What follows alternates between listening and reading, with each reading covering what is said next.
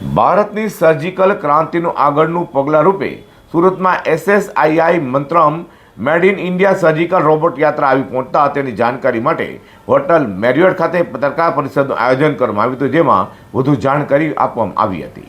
SSII મંત્રએ real time પ્રદર્શન કર્યું છે, જેના દ્વારા રિમોટ સર્જિકલ કેર અને ભારતીય મેડટેક નેતૃત્વમાં ભવિષ્ય રજૂ કરવામાં આવ્યું હતું. આ બસ યાત્રાનું લક્ષ્ય મહારાષ્ટ્રના 500થી વધારે ડોક્ટરો, સ્થાનિક સમુદાયો અને મુખ્ય મેડિકલ સંસ્થાઓ સાથે હેડ ઓન ડેમો અને તાલીમ દ્વારા જોડાવાનું હતું. ભારત બેન્ચ 1824 ચેસિસ પર તૈયાર કરવામાં આવ્યું છે, જેનું કુલ વજન 18,500 કિલોગ્રામ છે અને પરિવહન દરમિયાન સ્થિરતા અને ટકાઉપણે માટે ડિઝાઇન કરવામાં આવ્યું છે, જેની જાણકારી માટે પત્રકાર પરિષદનું આયોજન કરવામાં આવ્યું હતું.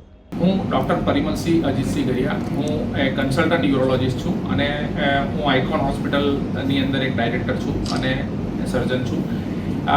એઝ અ યુરોલોજિસ્ટ અમારે ઇન્ટરએબ્ડોમિનલ સર્જરીની અંદર કિડનીની સર્જરીઓ, પ્રોસ્ટેટની સર્જરીઓ, બ્લેડરની સર્જરીઓ, એ બધી સર્જરીઓ અમારા ફિલ્ડમાં આવે અને આ બધી સર્જરીઓ ઘણી કોમ્પ્લેક્સ અને આપણે ગુજરાતીમાં કહીએ કે જટિલ સર્જરીઓ છે. એટલે એવા કેસીસની અંદર આપણે જ્યારે લેપ્રોસ્કોપી કરતા હોય અને એના કરતાં આપણે જો રોબોટિક સર્જરી કરીએ તો આપણું જે સર્જરીનું જે પ્રિસિઝન છે, જે આપણે જે કહેવાય કે માઇન્યુટ ડિટેલ્સની અંદર જે સર્જરી કરવી પડે, એ સર્જરી આપણે આની અંદર વધારે સારી રીતે કરી શકીએ છીએ. અને અમે આ રોબોટિક સિસ્ટમ 1 વર્ષથી અમારે ત્યાં છે અને જેમ અનુરાગ સરે કીધું તેમ આપણે આ મોર દેન 50 સર્જરી કરી ચૂક્યા છે.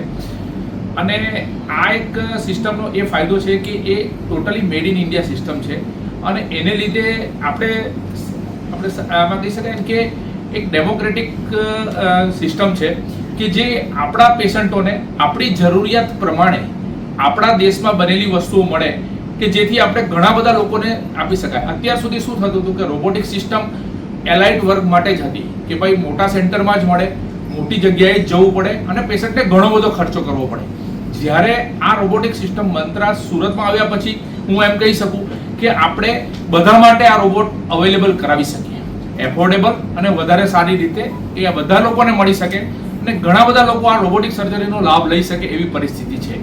મહારાષ્ટ્રમાં સફળ પ્રદર્શનની શ્રેણી પછી ભારતનું પ્રથમ સ્વદેશી વિકસિત સર્જિકલ રોબોટિક સિસ્ટમ બનાવનાર SS ઇનોવેશન ઇન્ટરનેશનલે પોતાના રાષ્ટ્રીય પ્રવાસમાં એક વધુ મહત્વપૂર્ણ મંજિલ હાંસલ કરી છે, તેમ આજે જણાવ્યું હતું.